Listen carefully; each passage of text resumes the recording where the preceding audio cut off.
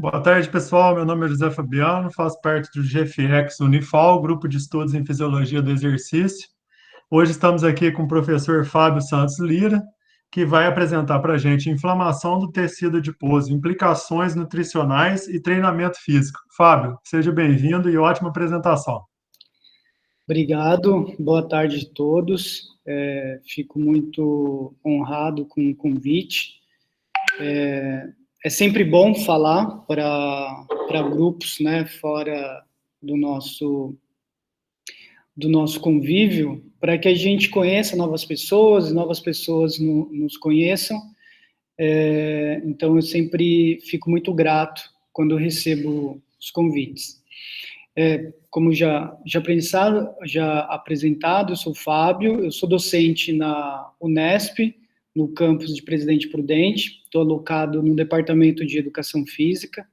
Aqui em Presidente Prudente, eu coordeno o Laboratório de Fisiologia Celular do Exercício e lidero o grupo de imunometabolismo e exercício físico. No decorrer da apresentação, vou falar um pouco do que a gente tem feito aqui no nosso laboratório.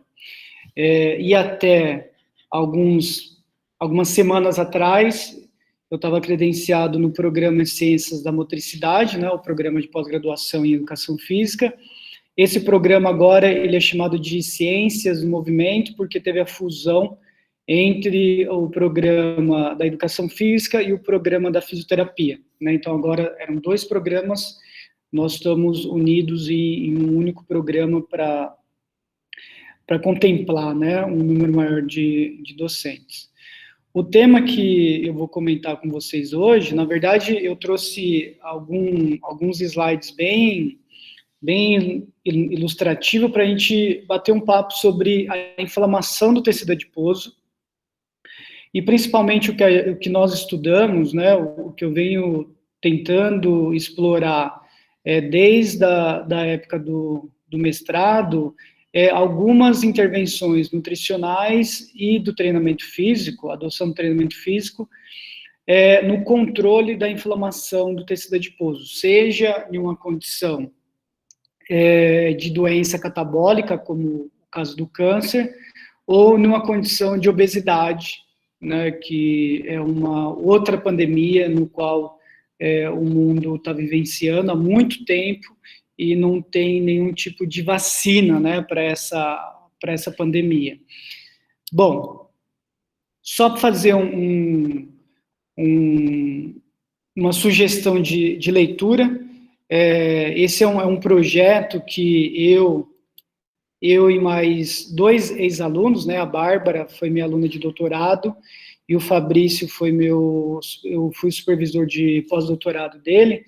Nós, há 2 anos atrás, nós elaboramos um projeto para escrever um guia prático de treinamento físico, né, abordando diferentes condições. Então, o primeiro foi o sedentarismo, que é um guia prático que nós elaboramos, desculpa, tentando abordar, né, evidenciar que o sedentarismo é uma doença e precisa ser monitorada, e que a prescrição do treinamento precisa ser muito bem dosada para que tenha os benefícios desejados, né? Então, muita gente olha um indivíduo sedentário como uma pessoa que nunca fez exercício, então qualquer coisa que for passar para ele já vai resolver.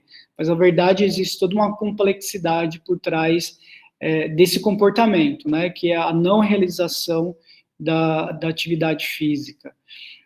O último que nós publicamos foi sobre obesidade, né, e esse livro eu trago um pouco mais de detalhes, no qual nós abordamos desde de um panorama geral da obesidade como uma doença não transmissível, mas esse livro, ele traz bastante, né, o que tem bastante impresso nesse livro é sobre o quão a expansão do tecido adiposo ela pode comprometer diferentes vias metabólicas, né? Então, tem toda a fisiopatologia do tecido adiposo, tem toda a questão da inflamação do tecido adiposo e aspectos nutricionais, e depois nós vemos com uma abordagem tanto com um psicólogo escrevendo capítulo, e depois outros profissionais escrevendo capítulo para obesidade infantil, na idade adulta e no envelhecimento, né? Então, é um projeto. O próximo livro, que vai ser com doenças crônicas como câncer, falência renal, ele já está sendo esboçado, né? Então, esse projeto começou em 2019 e nós vamos finalizar com o volume 3, né? Em breve vocês vão ter notícias desse novo livro, mas o que eu gostaria de mostrar é esse da obesidade, tá? Então, só após esse pequeno merchan, né, mas que é um livro que vale muito a pena para o profissional da saúde, por isso que eu gosto de comentar, porque ele foi feito com muito carinho e muita dedicação. E o tema, né, que faz parte da nossa aula de hoje, é referente sobre a inflamação do tecido adiposo, né, e não tem como nós abordarmos essa temática sem lembrar, né, dessas figuras. Deixa eu ver aqui, laser, né, dessas figuras tanto de alguns anos atrás, né, e a nossa atualidade. Então, bem antigamente, né, na idade das cavernas, ou um pouco depois, as pessoas que tinham uma grande quantidade de tecido adiposo, né, de reserva de lipídios, elas eram endeusadas, né, e aquelas pessoas magras, elas tinham inveja disso, né, elas queriam ter essa reserva de gordura. Por que é importante, e por que essa visão ela é interessante?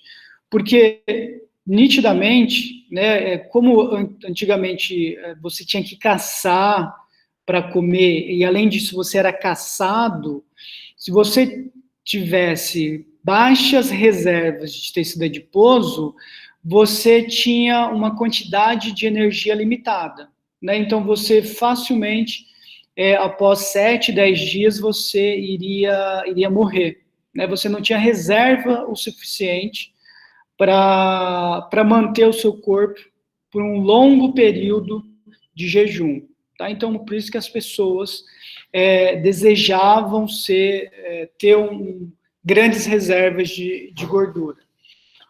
E hoje em dia, né, numa outra visão mais de mídia, né, o que as pessoas têm um comportamento sedentário, uma ingestão inadequada, né, exagerada, elas endeusam, né, as modelos super magras, elas querem ser igual a essas modelos.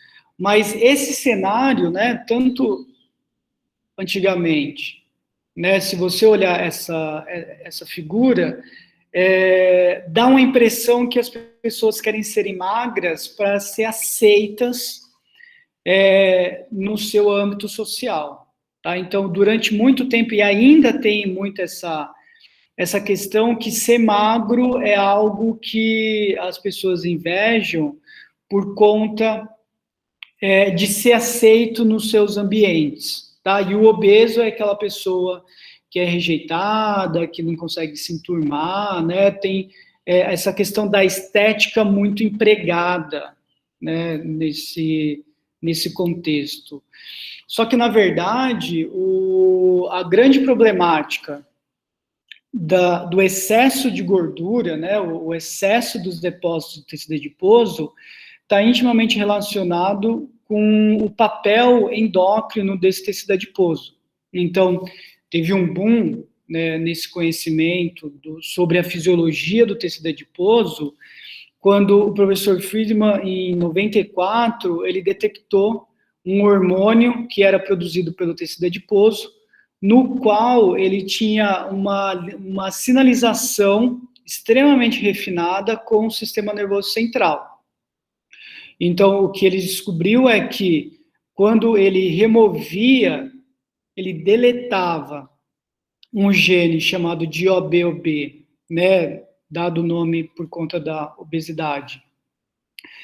Quando ele deletava esse gene de camundongos, esses camundongos, eles engordavam, né, eles começavam a ter um aumento da ingestão alimentar, e eles começavam a engordar, né, e se tornaram obesos. E quando esses camundongos que não tinham, né, esse gene OBOB, ocorria a infusão de leptina, né, que é o gene, que é o hormônio derivado dessa proteína OBOB, esses animais, eles emagreciam. Então, naquele momento, postulou que né, todo o cenário foi desenhado para como se tivessem encontrado a cura da obesidade, né? Então, o animal que não produz leptina, ele é obeso. Quando tem a infusão desse hormônio, ele emagrece, né? Então, até que o nome leptina vem de leptos, né, que é magro. Então, se você... Naquela época, o Friedman, isso foi a capa da Nature, né, esse achado, embora tenha sido um marco na ciência, todo o intuito que eles tinham de colocar a leptina como a salvação da obesidade foi por água abaixo, tá? Porque o que eles encontraram em animais knockouts, né, para esse gene, o que eles não conseguiram fazer uma linha racional é que o indivíduo obeso, ele não tem falha na leptina, na produção de leptina, né? Então, o obeso depois que eles começaram um melhor rastreamento, eles viram que os obesos têm o quadro que a gente conhece de hiperleptinemia, né? Eles produzem muita leptina. Tá? Então, a infusão de leptina em seres humanos, ela falhou naquela época e foi uma das grandes frustrações, porque há muito tempo, né, o ser humano vem tentando descobrir uma cura milagrosa, né, ou farmacológica, para a obesidade, tá? Então, foi um marco na ciência, ao mesmo tempo que uma grande frustração de não ter encontrado a pílula mágica que todos querem e estão indo atrás, né, dessa pílula mágica para a cura dessa pandemia. Bom, por que é importante saber a fisiologia do tecido adiposo, né, a fisiologia endócrina desse tecido adiposo? E esse marco, né, esse estudo do professor Friedman ele tem uma importância porque ele trouxe à luz toda a comunicação entre os estoques de tecido adiposo com o nosso sistema nervoso central, especificamente no hipotálamo, né? Então, o hipotálamo é o grande gerenciador, né, o centro gerenciador do comportamento alimentar, seja a curto prazo, mas também a longo prazo. Então, o que foi evidenciado é que se você mudar o tamanho desse tecido adiposo, você aumenta, né, o aumento desse tecido adiposo, você aumenta proporcional à produção de leptina. Então, se eu aumentei o peso, né, o tamanho desse tecido adiposo, eu aumento proporcionalmente a produção de leptina.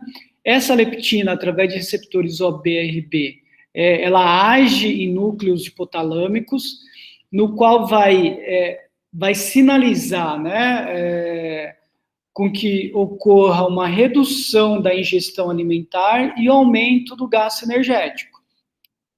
Dessa maneira, aquele meu tecido adiposo, né, que se expandiu, através da ação da leptina, ele regula esses dois fatores, ou seja, come menos e gasta mais, e você retorna ao tamanho do tecido adiposo que você tinha anterior, tá? E o contrário também é verdadeiro.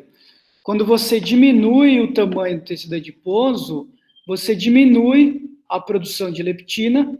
Essa redução na produção de leptina, ela vai sinalizar lá no hipotálamo, nos núcleos hipotalâmicos, no qual vai gerar uma resposta para que ocorra um aumento da ingestão alimentar, uma redução do gasto energético, e você retorna ao tamanho do tecido adiposo que você tinha previamente. Tá? Então, quando a gente faz aquela perguntinha já maliciosa, né?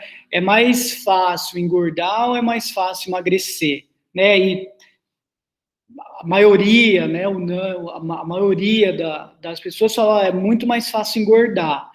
E tem só um ajuste nessa frase, não é mais fácil engordar, é mais gostoso engordar, né? Porque no âmbito fisiológico, reduzir peso, aumentar peso, elas estão ativando os mesmos mecanismos de maneira oposta. Tá? Aumentei o tecido adiposo, aumento a leptina, e isso reflete em toda a maquinaria relacionada à ingestão de alimento e ao gasto energético.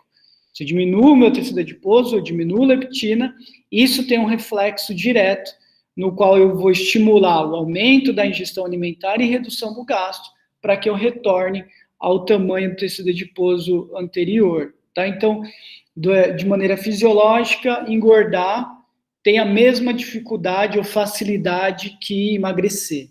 Tá? Não tem nenhum mecanismo que é mais favorecido quando comparado ao outro no âmbito fisiológico. Então, o que começou a se dedicar, né, vários pesquisadores que eles começaram a se dedicar ao estudo da fisiologia endócrina do tecido adiposo. O professor Paul Tryon, da Universidade de Liverpool, é um dos pioneiros, né, nessa compreensão, né, da fisiologia endócrina do tecido adiposo, porque ele começou a investigar quais eram os sistemas, né, quais eram os gatilhos, né, as alterações fisiológicas que essa expansão do tecido adiposo estava ocasionando. Né? Então, dentre as mais conhecidas, né, quando eu tenho alteração desse tecido adiposo, você pode ter um range de sistemas fisiológicos alterados, porque o tecido adiposo ele tem uma intimidade em regular a pressão arterial, processo de angiogênese, a homeostase vascular, está intimamente relacionada com a inflamação e a imunidade, com o metabolismo lipídico, com a sensibilidade à ação da insulina e com essa disponibilidade do substrato energético. E óbvio, né, que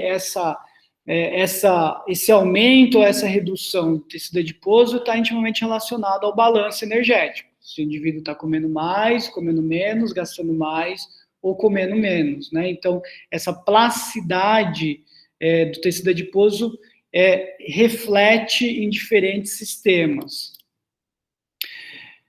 E essas alterações, né, uma das questões que é importante ressaltar é que, embora tenha sido detectado a leptina, né, em 1994, o que foi se desvendando é que o tecido adiposo ele é capaz de secretar inúmeras proteínas com ações tanto autócrina, parácrina ou endócrina, né? E aí hoje essas proteínas que são produzidas pelo tecido adiposo, elas são denominadas de adipocinas, tá? Tem algumas variações na denominação, mas adipocinas é a mais aceita.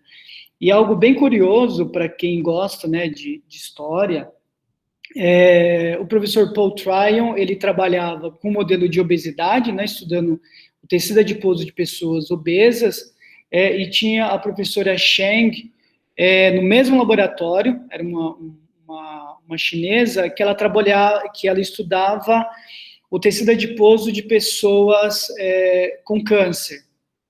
Né? Então, é algo muito curioso, porque ele estudava um ambiente onde tinha a expansão do tecido adiposo, né, sobre vários aspectos, principalmente essa fisiologia endócrina, e a professora Cheng, ela trabalhava com o oposto, modelo no qual tinha atrofia desse tecido adiposo, mas ela também estudava a função endócrina desse tecido adiposo, né? Então, eles têm alguns artigos de revisão bem interessantes, chamado de Yin Yang, do tecido adiposo, né? O aumento ou a redução, dependendo dessas doenças, altera o papel endócrino, a função endócrina do tecido adiposo e tem diferentes reflexos nessas condições. É bem interessante, quem tiver curiosidade de fazer um PubMed do trial da professora Cheng e ver esses trabalhos, né, o cenário que eles desenham é bem interessante para entender a fisiologia desse tecido adiposo. De maneira bem didática, tá? A gente pode classificar o tecido adiposo hoje, né, em alguns tipos. Opa, volta. Então, o tecido adiposo branco, né, que a gente vê nos livros, né, de histologia básica, aquelas imagens, uma única gotícula predominante de gordura, com uma coloração esbranquiçada, amarelada, né, que é o que a gente chama de tecido adiposo branco. O tecido adiposo marrom, que tem justamente, né, porque ele tem uma coloração mais escura, e ele é muito frequente em recém-nascidos, tá? E tem uma lógica fisiológica para esse tecido adiposo marrom em recém-nascidos, para ter um melhor controle da temperatura corporal. Então, geralmente, os bebês, eles mexem muito durante a noite, e com isso, para que eles não tenham um quadro de hipotermia, né, é importante que eles consigam ter gatilhos fisiológicos que mantenham a temperatura corporal dele. Né? Isso mais antigamente. Hoje em dia tem os quartos climatizados, né, os pais tem todo um aparato para que eles não fiquem, tenham essas oscilações de temperatura. O tecido adiposo rosa, que ele é típico de mulheres em período de amamentação, né? Então ele é importante,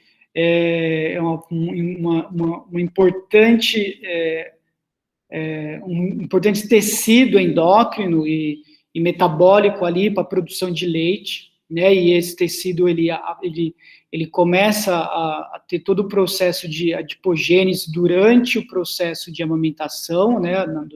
Durante a gestação e depois que deu à luz, e depois que tem a interrupção dessa amamentação, ele também vai desaparecendo, tá?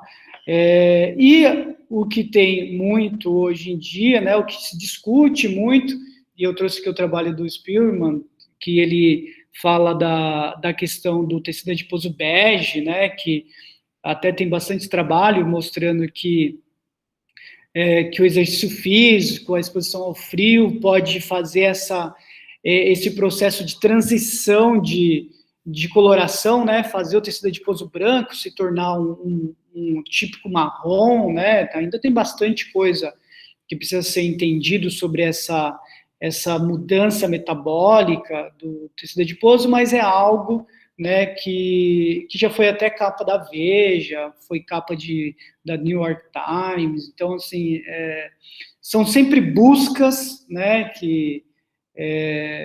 na tentativa de achar algo que pode combater a obesidade, né? Então, se você pensar, se eu conseguir transformar tecido adiposo branco em algo parecido com marrom, que tem uma atividade metabólica elevada, eu poderia oxidar mais lipídios, né? Produzir mais lipídios, mesmo na ausência de uma demanda energética, porque eu vou estar produzindo calor, né? Então, é mais para vocês terem uma ideia que existe esses tipos de tecido adiposo. E o tecido adiposo, ele não é um simples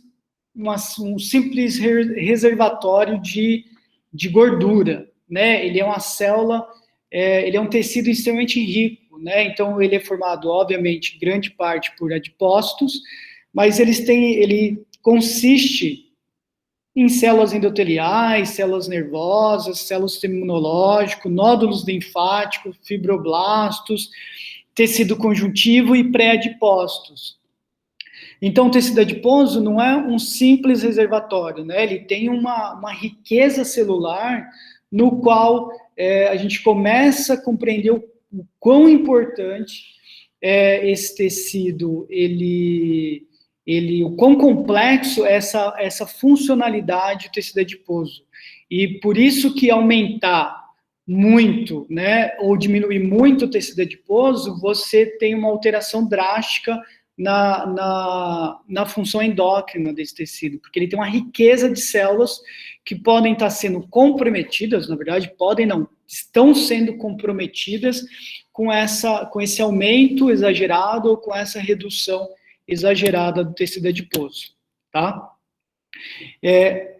Além da leptina que nós vimos naquele esquema, um outro hormônio muito estudado e muito, né, que tem um conhecimento muito difundido é a adiponectina. Eu não comentei, mas a leptina ela pode ser produzida por outros tecidos que não adipócitos. Então, a placenta produz um pouco de leptina, tem outros órgãos que são capazes de produzir leptina, tá? A adiponectina ela é produzida exclusivamente por adipócitos, tá? Então, a adiponectina é um outro hormônio extremamente potente produzido pelo tecido adiposo. E ao contrário da leptina, né, que seu aumento ocasionado pelo aumento do tecido adiposo está relacionado com a redução da sensibilidade à ação da insulina, a adiponectina é um hormônio que ela favorece a sensibilidade à ação da insulina, aumenta a função vascular, aumenta a função anti-inflamatória, e ela tem receptores em diferentes tecidos, tá? Então, a gente às vezes, vocês podem ler em alguns trabalhos que a adiponectina ela tem esse efeito anti-inflamatório, enquanto a leptina ela pode ter um efeito pró-inflamatório, tá? Tem alguns trabalhos que usam essa relação adiponectina e leptina para entender essa função inflamatória mediada pelo tecido adiposo, tá bom? E um dos mecanismos que eu já mencionei, a obesidade, né? Vocês lembram quando tem aumento do tecido adiposo, eu aumento leptina. E quando eu aumento esse tecido adiposo, ele favorece a redução da adiponectina. Então, por isso que eu posso, através da dosagem de leptina e adiponectina, saber o status inflamatório do meu tecido adiposo. Se eu tiver muita leptina e pouca adiponectina, eu posso relacionar que aquele indivíduo está com o tecido adiposo no estado inflamatório. Se eu tiver ao contrário, muita adiponectina e baixa leptina, eu posso classificar que ele está no estado anti-inflamatório, tá? Então, e a adiponectina, ela é produzida proporcionalmente inverso ao tamanho do tecido adiposo. Então, quanto menor o tecido adiposo, maior é a produção de adiponectina. Quanto maior esse tecido adiposo, eu falei certo, né? Então, quanto menor o tecido adiposo, maior a adiponectina, e quanto maior o tecido adiposo, menor é a adiponectina. Ela é o oposto da leptina, tá? Então, por isso que a gente pode chamar ela como um sensor, esse balanço leptina-adiponectina, a gente pode classificar o quão inflamado pode estar o tecido adiposo daquele sujeito, tá? E algo que eu tenho muito interesse é como que está a funcionalidade de células imunológicas infiltrada no tecido adiposo. Então, porque dependendo do tipo de células imune que está infiltrada no tecido adiposo, nós podemos ter um ambiente pró-inflamatório ou anti-inflamatório. Tá? Então, existe essa riqueza de células imune infiltradas no tecido adiposo, que pode coordenar a função endócrina desse tecido, tanto para um ambiente pró-inflamatório, como para um ambiente anti-inflamatório. Tá? Então, quais são as células que se infiltram no tecido adiposo? Tá? Então, as mais comuns são neutrófilos, basófilos, mastócitos, eosinófilos, células dendríticas, macrófagos e linfócitos. Em especial, eu tenho muito interesse, né, e eu busco, nos projetos de pesquisa aqui do laboratório, entender a funcionalidade dos macrófagos e dos linfócitos T, tá? Muito por conta do impacto do treinamento físico sobre a funcionalidade desses tipos celulares. Então, essa é um propósito que nós temos aqui no laboratório, é entender a funcionalidade, não só o fenótipo, mas também a funcionalidade dessas células imunológicas. Em especial os macrófagos, que são células bastante abundantes no tecido adiposo, nós podemos classificar esses macrófagos em dois subtipos, né, de uma maneira bem didática. Nós podemos classificar eles em fenótipo M1 ou M2, M de macrófago, tá? E o M, a nomenclatura M1, M2 é para determinar se ele vai ser um macrófago que está produzindo citocinas pró-inflamatórias, ou ele vai ser um macrófago que está produzindo citocinas anti-inflamatórias. Tá, mas como que eu consigo compreender, né, como que eu vou modular ou vou estimular o meu macrófago infiltrado no tecido adiposo ou em qualquer outro tecido a estimular um fenótipo M1 ou fenótipo M2? Dependendo do meio no qual ele está circundado, você vai estar dando estímulo para ele produzir um determinado tipo, uma determinada classes, né, de citocinas. Então, se você tiver, de maneira abundante, muito interferon gama, lipopolissacarídeo, alta circulação de ácidos graxos saturado, você vai estar sinalizando, né, para que esse macrófago fique polarizado em M1, e esse macrófago polarizado para M1, ele é especialista em produzir citocina de caráter pró-inflamatório, além de espécies reativas de oxigênio. Agora, se você tiver um ambiente onde você tem um aumento da interleucina 4, interleucina 10, interleucina 13, você vai estar polarizando esse macrófago para M2, no qual ele é especialista em produzir citocina de caráter anti-inflamatório e alguns mediadores como a arginase 1 que bloqueiam a atividade da INOS, né? Então, inibindo ali a produção do óxido nítrico, tá? Então, dependendo do ambiente. Então, eu posso ter um macrófago M2 especialista em produzir citocinas anti-inflamatórias. Se eu começar a banhar, a expor esse macrófago no ambiente inflamatório, como interferon gama, LPS, ácido graxo, ele pode polarizar para M1. Ao mesmo modo, se eu começo a ter uma maior abundância de L4, L10, L13 nesse macrófago M1, eu posso polarizar ele para M2. Então, isso que se dá plasticidade dessa célula imune, tá?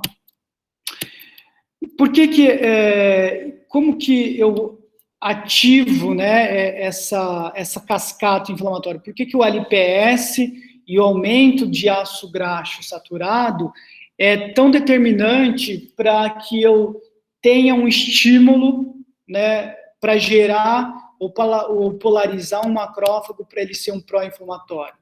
Então, principalmente, na membrana celular existe um receptor chamado de Toll-like receptor 4, é um receptor transmembrana. Esse receptor, ele é hábil para receber, né, para ser acoplado esse lipopolissacarídeo, tá? O lipopolissacarídeo é uma glicoproteína que extravasa lá da microbiota intestinal e, principalmente, o consumo exagerado de ácido graxo saturado estimula o extravasamento dessa LPS para a corrente sanguínea. E ali na corrente sanguínea, ela pode se ligar a um receptor de membrana do tipo Toll-like receptor, tá? Especificamente o 4. E essa ativação, né, essa ligação do LPS com esse receptor de membrana, ela vai ativar vias de sinalização intracelular, tá?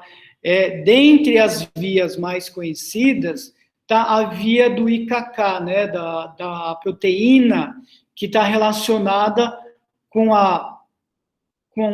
o processo de fosforilação da proteína inibitória, né, que é ligada ao NF-κB, que é um fator de transcrição gênica. Uma vez que essa proteína IKK ela é ativada, ela vai liberar o NF-κB que está aqui no citosol da célula para ele translocar para a fita de DNA, se ligar em uma região promotora específica que vai transcrever citocina de caráter pró-inflamatório. Então, vejam. Então, um dos pontos primordiais é que a ingestão inadequada de nutrientes pode já só pela pessoa estar comendo, né, muita gordura saturada, está estimulando a liberação de lipopolissacarídeo para a corrente sanguínea e começa essa ativação inflamatória, tá? E um quadro que é muito usual, né, desse processo inflamatório é a obesidade, é a hipertrofia dos depósitos de tecido adiposo, tá? Então, entendam que a obesidade é uma pandemia, né, ela atinge vários países do mundo, não é só exclusivo dos Estados Unidos, né? Você vê que tem países na Europa, na Ásia, até mesmo países na África que tem obesidade, né?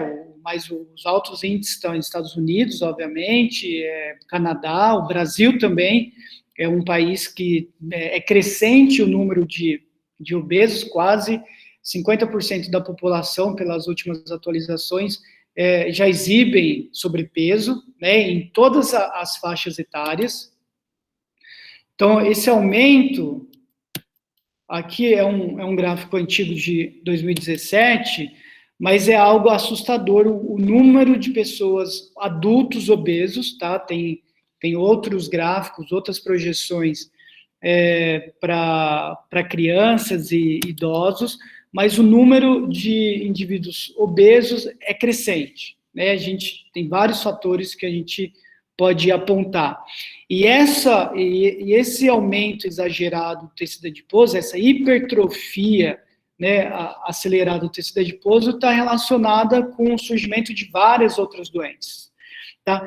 E outras doenças podem levar o quadro da obesidade. Então, são vias de mão dupla, tá? Então, a obesidade pode gerar a demência, mas a demência também pode gerar um quadro de obesidade. Então, são vários eixos que se entrelaçam e pode um levar ao outro, e isso começa a agregar diferentes tipos de comorbidades, tá? Então, a etiologia precisa ser conhecida para que o tratamento seja mais preciso na hora de tratar, né? Não vamos tratar, né, só a obesidade propriamente dita, que é a redução dos depósitos de tecido adiposo.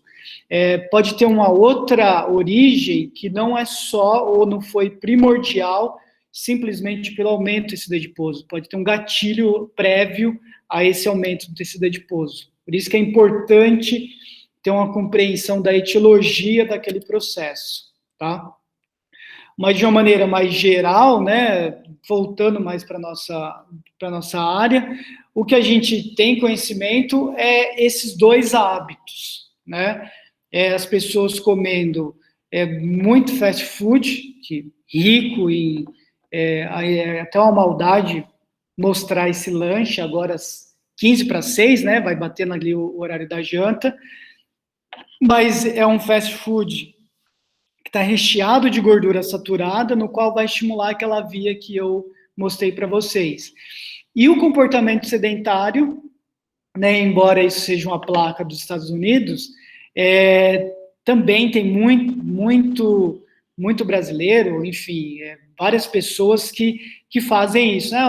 O cachorro precisa passear, o cara sai de carro para passear com o cachorro, né? Ele tem zero atividade física, né? O cara simplesmente é o cúmulo do sedentarismo, né? O cachorro faz exercício, ele não faz. Então, esses dois hábitos, eles estão entrelaçados e favorecem o quadro da obesidade, que nada mais é, que eu estou querendo chamar atenção, para o acúmulo anormal, né?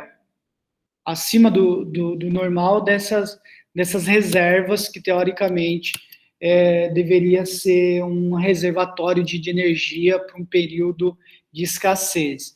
Então, existem todas essas alterações imunometabólicas que são acometidas por conta o aumento da ingestão e redução do gasto energético.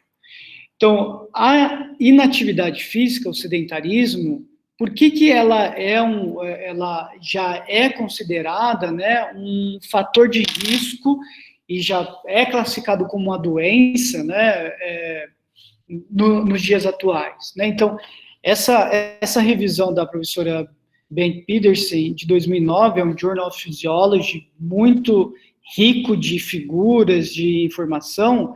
Ela traz os motivos pelo qual o indivíduo sedentário, se ele tiver esse ritmo ao longo da vida, por que ele aumenta a probabilidade, né, de desenvolver alguma doença, ter um diagnóstico de alguma doença no decorrer da sua vida. E de uma maneira bem interessante, essa figura desse artigo, é que ela mostra que indivíduos que são inativos fisicamente, eles tendem a ter um aumento dessa adiposidade abdominal, e principalmente, né, essa adiposidade aqui entre as vísceras, né, que está próximo aqui aos órgãos. Essa gordura visceral, ela tem uma alta infiltração de células imunes, como os macrófagos, tá? E esses macrófagos, se eles estão banhados naquele ambiente inflamatório, ele começa a gerar uma resposta que a gente chama de inflamação crônica, uma inflamação sistêmica crônica, tá? E depois a gente vai ver que é a inflamação sistêmica crônica de baixo grau, porque ele, de maneira muito duradoura, essa expansão do tecido adiposo visceral, ela está relacionado com a produção de citocinas de caráter pró-inflamatório. E de maneira sustentada, né, essas citocinas sendo produzida, vai gerar um quadro, pode, né, ser o gatilho para uma doença neurodegenerativa, resistência à insulina, que é muito comum, doenças como aterosclerose, que é a formação das placas de ateroma, e crescimento de alguns tipos de tumor. Tá? Então, o simples fato de você ser sedentário por um longo período da sua vida, você tem o cluster ideal para que você venha desenvolver várias doenças, né, que tem um boom hoje de todas essas doenças que são destacadas aqui. E um dos mecanismos que mostra a gravidade, né, e a instalação desse processo inflamatório é que aqui nós temos um tecido adiposo magro, né, e com o decorrer do ganhar peso desse tecido adiposo, caneta, com ganho de peso desse tecido adiposo, ocorre a hipertrofia, né? Vocês olham que o diâmetro desses adipócitos, eles começam a aumentar, e o aumento, essa hipertrofia do tecido adiposo começa a estimular a produção de alguns mediadores, né? Como o TNF-alfa. Esse TNF-alfa, ele vai estimular os pré-adipócitos, né? Que estão ali infiltrados, que estão ali alojados, né? Que residem ali, a produzir uma outra proteína chamada de MCP1, proteína de quimiotaxia ou quimioatraente de monócitos.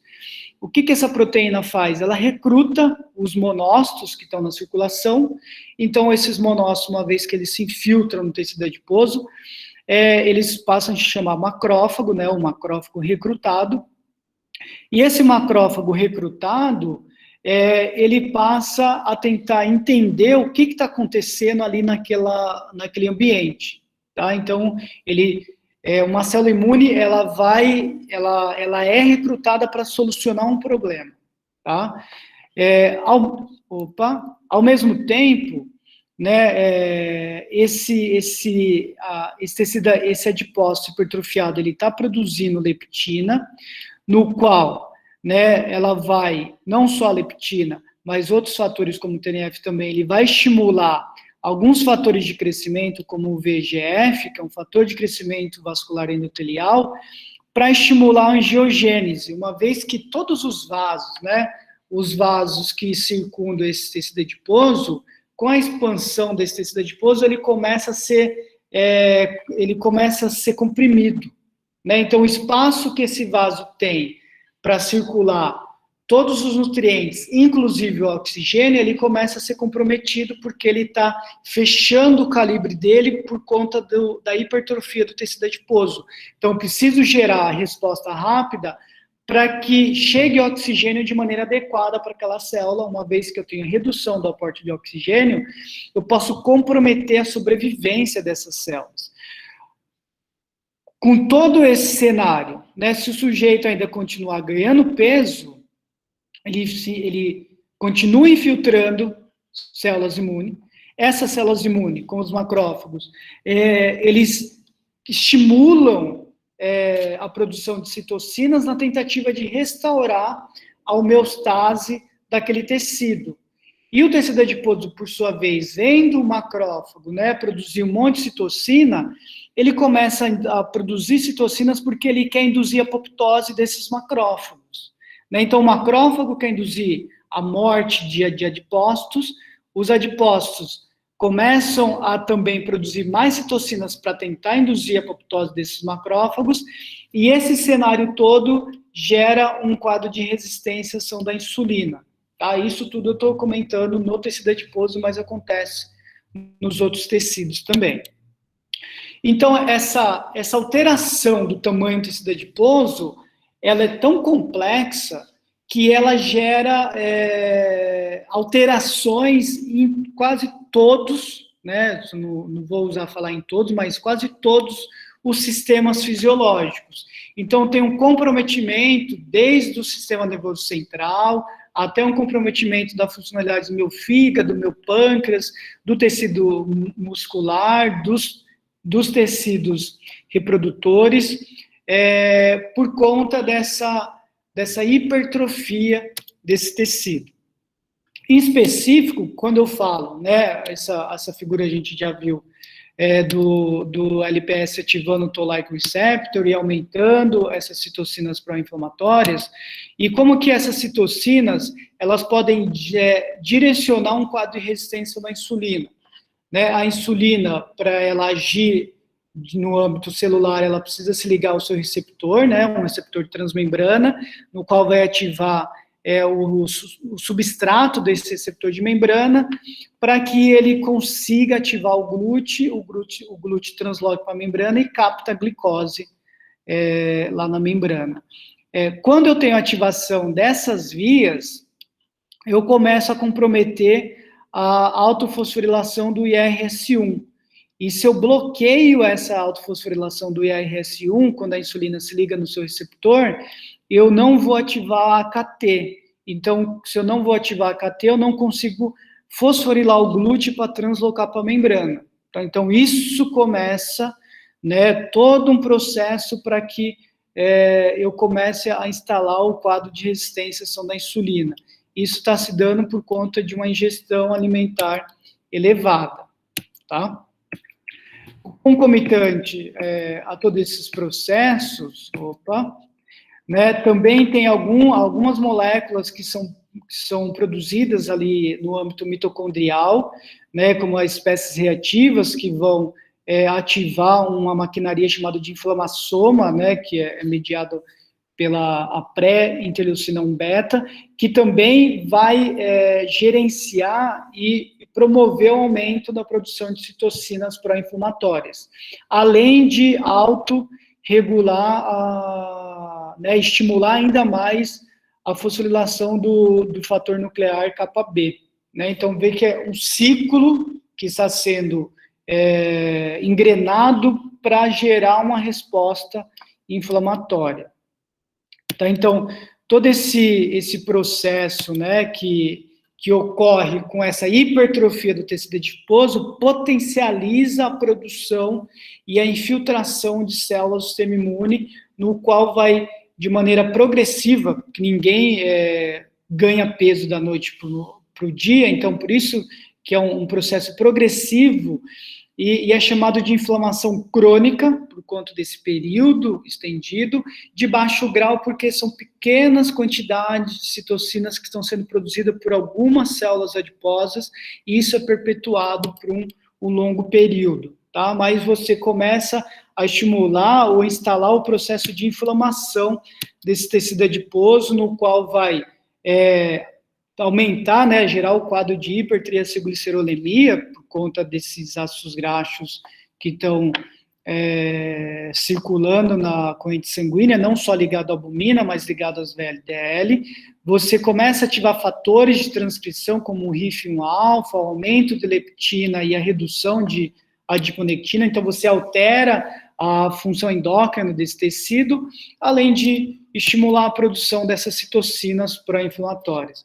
E esse daqui é um caso bem interessante, tem até um Journal Endocrinology, Journal Clinical Endocrinology Metabolism, que tem uma foto, isso aqui é uma reprodução, né, do artigo do Tryon, mas tem uma foto bem bonita de um adipócito na forma que ele chama de coroa, né? O macrófago, ele circunda um adipócito, porque ele está matando aquele adipócito, né? Então, é o que a gente chama de necrose do adipócito, porque é a expansão desse adipócito que está causando todo esse caos. Então, as células imunes, ela tenta matar, eliminar o tipo celular que está causando aquele desarranjo endócrino ali no tecido. Tá? Além dos linfócitos começar a gerar ainda mais uma resposta inflamatória pelo aumento de interferon. Então, de uma maneira bem sintética, né, todo aquele ambiente que a gente já comentou, o indivíduo não faz exercício, o indivíduo tem uma ingestão alimentar elevada, então ele tem o quadro da obesidade, e esse é o cenário que se encontra na célula desse sujeito, né, a inflamação do tecido adiposo desse sujeito. Vias inflamatórias sendo ativada, aqui já começa a ter também a captação de ácidos graxos via FAT-CD36, né, mediado aqui pela lipase de lipoproteína, quando se ancora aqui a VLDL. Você tem um bloqueio da via da insulina, então você tem um quadro de resistência da insulina. Você tem agora aquele TNF que está sendo produzido se ligando nos seus receptores e autoalimentando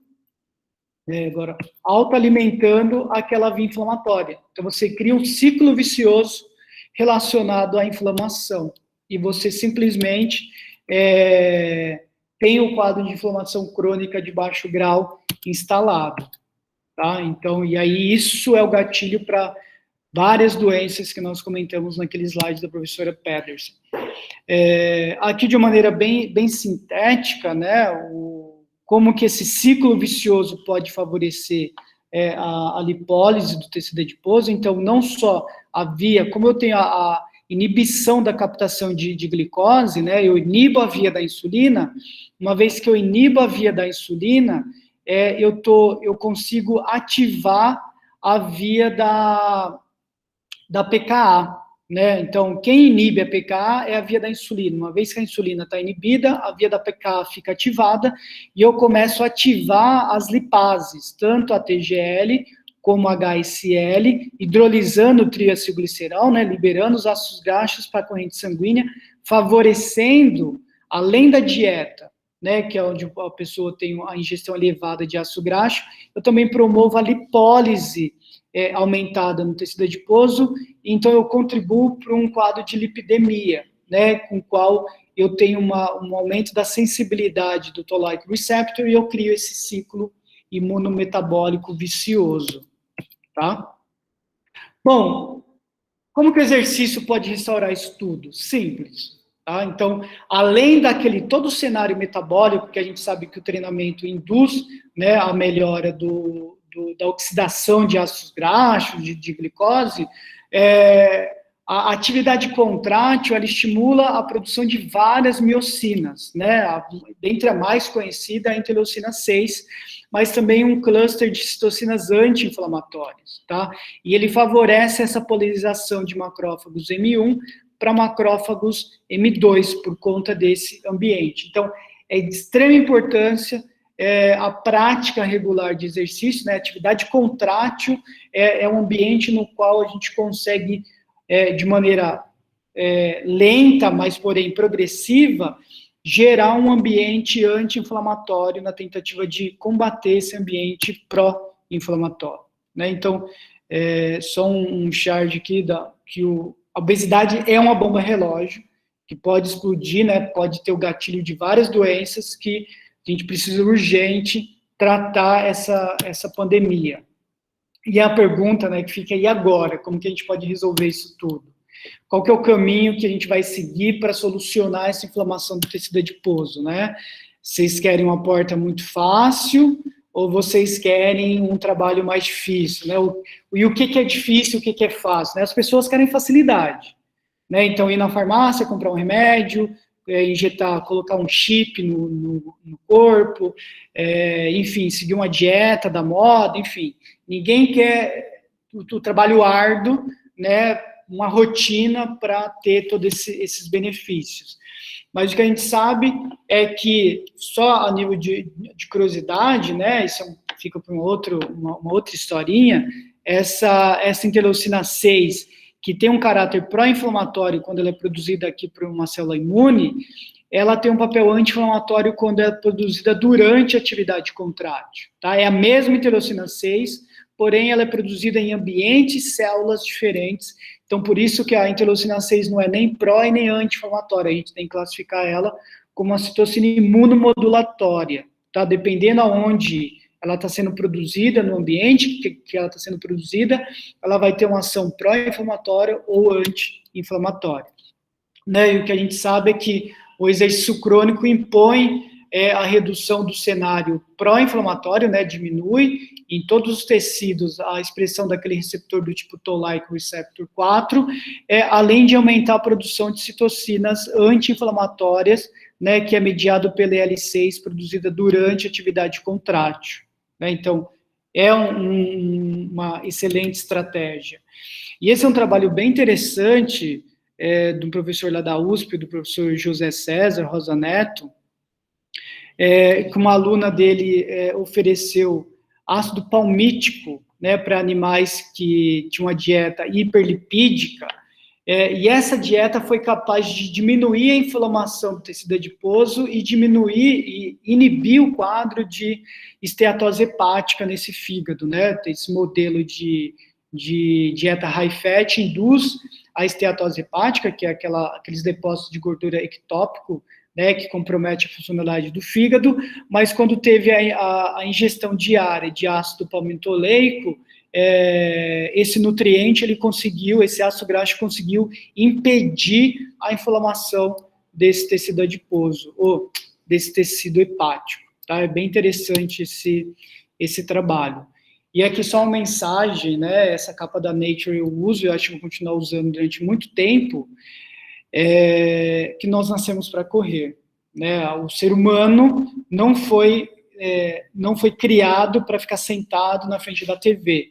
Desde sempre, o nível de atividade física foi muito alto, né? E nessa transição, nessa evolução, parece que nós evoluímos, ao invés de evoluir, criando um ambiente no qual nosso corpo não foi condicionado, e por isso de todas essas doenças que nós nos deparamos no nosso dia a dia. Tá? Então, aqui o melhor remédio é fazer exercício, né? E ele não é vendido.